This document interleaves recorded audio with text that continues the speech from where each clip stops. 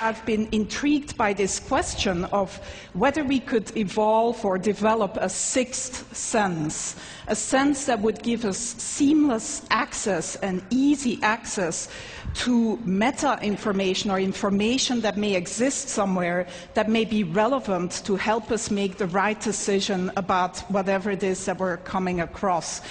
And some of you may argue, well, don't today's cell phones do that already? But I would say no.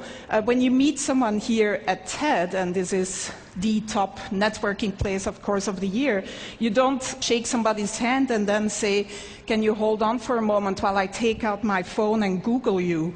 Or when you go to the supermarket and you're standing there in that huge aisle of different types of toilet papers, you don't take out your cell phone and open a browser and go to a website to try to decide which of these different toilet papers is the most ecologically responsible purchase to make. So we don't really have easy access to all this relevant information that can just help us make optimal decisions about what to do next and what actions to take. And so my research group at the Media Lab has been developing a series of inventions to give us access to this information in a sort of easy way without requiring that the user changes any of their behavior.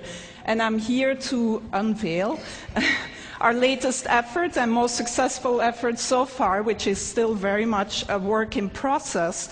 I'm actually wearing the device right now, and we've sort of cobbled it together with components that are off the shelf, and that, by the way, only cost $350 at this point in time.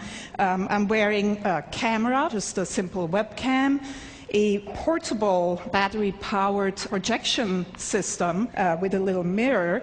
These components communicate to my cell phone in my pocket, which acts as the communication and computation device. And in the video here, we see my student Pranav Mistry, who's really the genius who's been implementing and designing this whole system.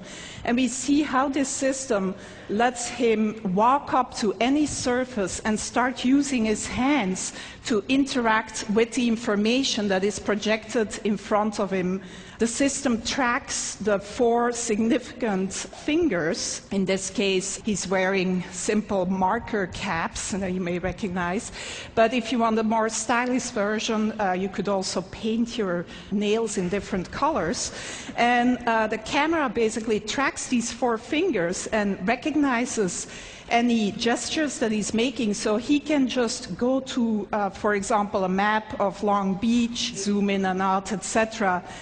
The system also recognizes iconic gestures, such as the take a picture gesture, and then takes a picture of whatever is in front of you.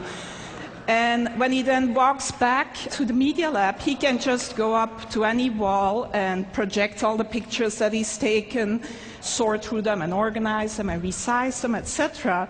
Again, using all natural gestures. So some of you most likely were here 2 years ago and saw the demo by Jeff Hahn, or some of you may think, well, doesn't this look like the Microsoft Surface table? And yes, you also interact using natural gestures, both hands, etc. But the difference here is that you can use any surface. You can walk up to any surface, including your hand, if nothing else is available, and interact with this projected data. The device is completely portable and can be...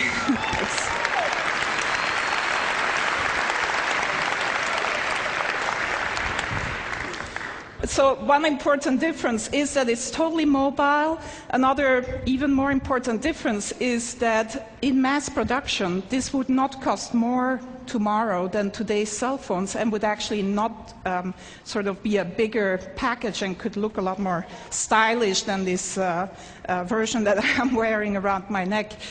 But other than letting some of you live out your fantasy of looking as cool as Tom Cruise in Minority Report, the reason why we're really excited about this device is that it really can act as one of these sixth sense devices that gives you relevant information about whatever is in front of you. So we see Pranav here going into the supermarket, and he's shopping for some paper towels.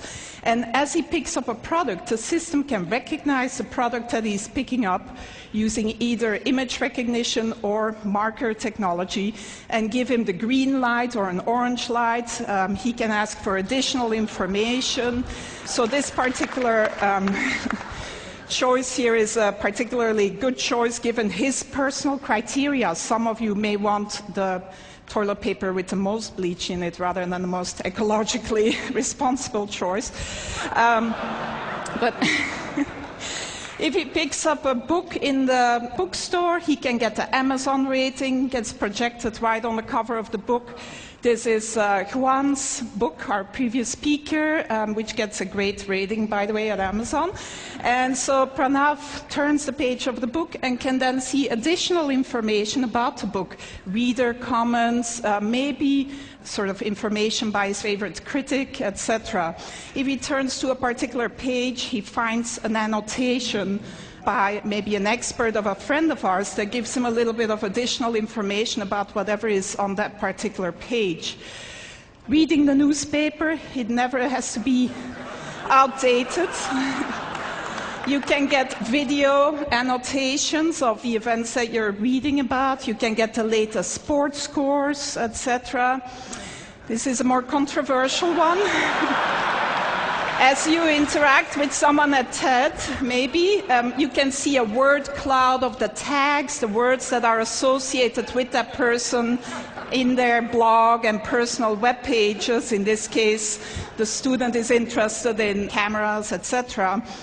On your way to the airport, if you pick up your boarding pass, it can tell you that your flight is delayed, that the gate has changed, etc. And if you need to know what the current time is, it's as simple as drawing a watch on your arm. So that's where we're at so far in developing this sixth sense that would give us seamless access to all this relevant information about the things that we may come across. My student Pranav, who's really, like I said, the genius behind this.